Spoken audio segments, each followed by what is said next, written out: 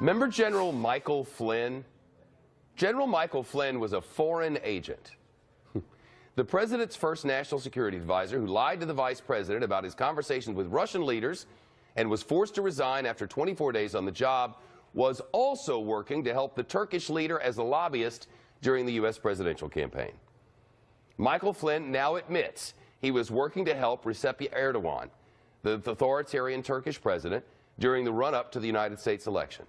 Got $500,000, while, among other things, writing an op-ed for The Hill saying how great Erdogan was and how awful a Turkish dissident was, backed by the United States.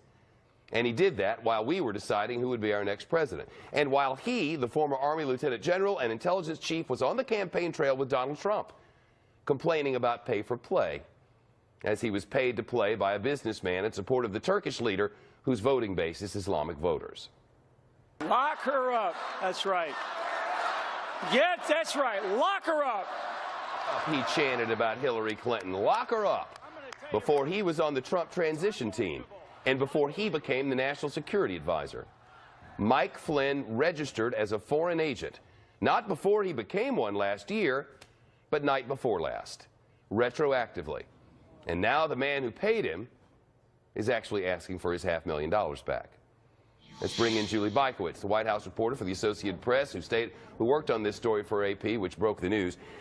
Julie, the White House said, he was a private citizen at the time, but there's been a lot of lying, Julie.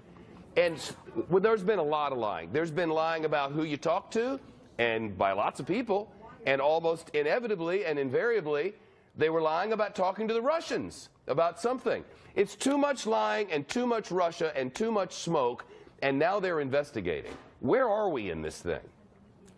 Well, with regard to Mike Flynn, the big news out of today was, and it was rather surprising to hear White House Press Secretary Sean Spicer say that the White House wasn't aware during its vetting process of Mike Flynn that he had done work that could be construed as for the Turkish government. You would think that the White House would, in the course of vetting someone for such an important job, come across that information. But it appears that they did not. So that really made me remember when Flynn left his post, when he was fired, it turns out, that Spicer was saying that there were other things than what he ostensibly just fired for. And we always sort of wondered what that was all about. We're not getting a lot of answers out of the White House, but that this whole episode with the Turkish government could be one more thing that the White House was concerned about when they let him go. The president, as far as I can tell, hasn't answered questions on anything from reporters since this Russia story began building. He said Russia is a ruse, that it's all fake news, but that the leaks are real, something that really can't live together.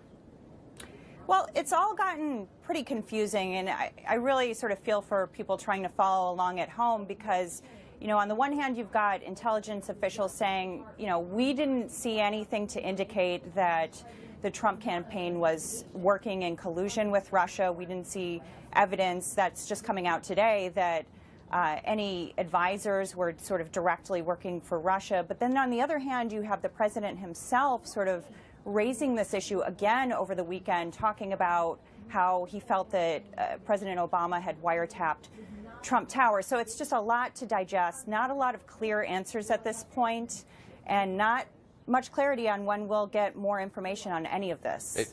Are reporters still pressing the White House, pressuring the president and Sean Spicer and all the rest of them on this? Every day, and at the last couple of press briefings, it's become very obvious that Sean Spicer and other, White House officials that we speak with, they're having a difficult time sort of talking their way out of this situation because, again, there's just so little clarity when you've got sort of the president questioning intelligence officials on the one hand, and then those same officials saying, hey, maybe there's nothing here. Julie Bykowitz from Associated Press.